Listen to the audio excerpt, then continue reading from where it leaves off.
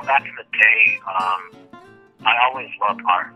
Like I always loved storytelling. I loved poetry. I loved theater and acting. And, back in the day when I was kind of coming into like some type of consciousness, trying to get more politically active, I was a teenager. Interesting because I felt like as a political activist, I was trying to figure things out. And as an Asian American, I was trying to figure things out.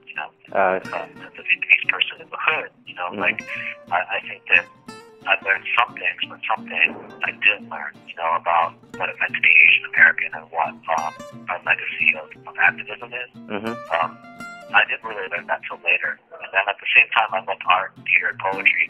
And like the theater world, like I would audition for stuff and there was obviously some racial things there. And the same thing with the art world. It's like there were some things that, like I enjoyed the artistic side of it, but I kind of didn't really feel like the whole whitewash part of it. And kind of at the same time, like I was trying to figure out my role of being a Vietnamese American in this country, coming from the hood, and being interested in all these things. And spoken word was kind of a way for me to put all of that together.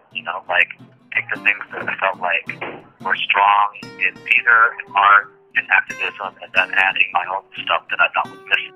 In terms of what it took to be a spoken word artist, you didn't need a whole lot of money to stuff. A spoken word was like you could practice whenever you had time. As a poet, all you needed was like a pen and a pad, and you could just do it anywhere. It was also an opportunity to create. It was an opportunity to create and explore something because, again, kind of growing up where I did, I was exposed to a lot of like art from African American traditions and politics of like Native American folks and that type of thing. But spoken word was a place where you could kind of add your own sense of, you could kind of speak and kind of create what was important to you.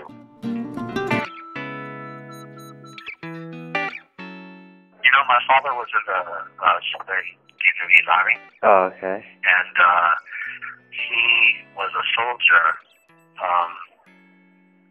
and so it affected my family. I was born right before the communists marched into Saigon.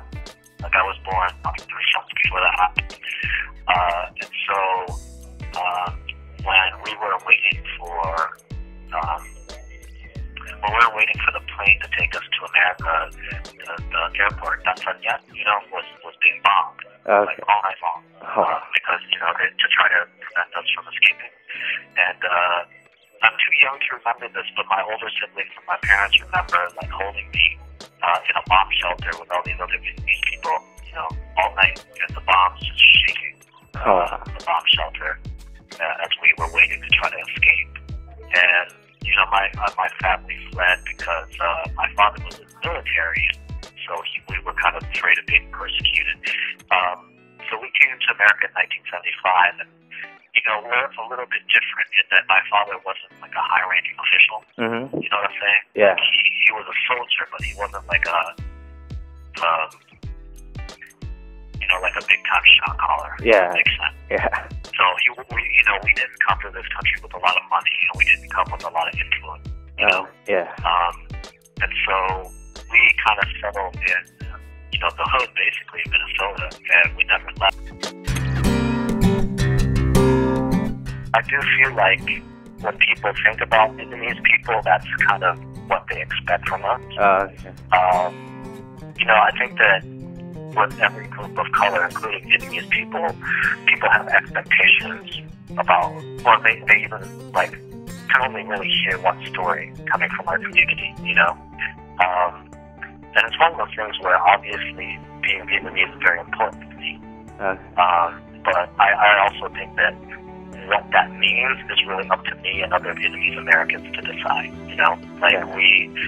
We shouldn't let other people decide what Vietnamese American expression is. You know what I mean? Yeah.